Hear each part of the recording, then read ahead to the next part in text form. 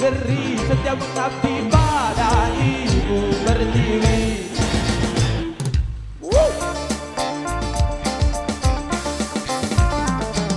Rambutku gondrong tapi bukan pembohong, tampangku jelek tetapi jelek, bicara kolusi sampai utang luar negeri.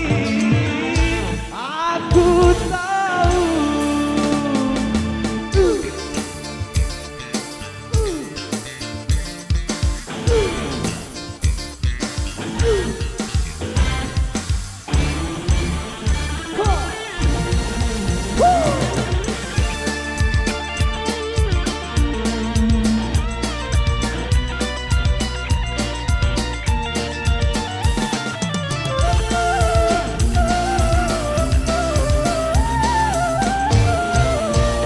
walaupun diriku kadang terkesan urakan,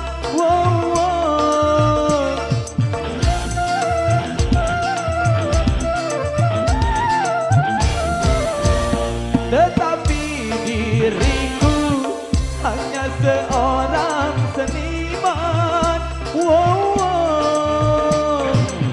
Biarkan aku terus melangkah, bebaskan aku terus berkarya, biarkan ku bernyanyi.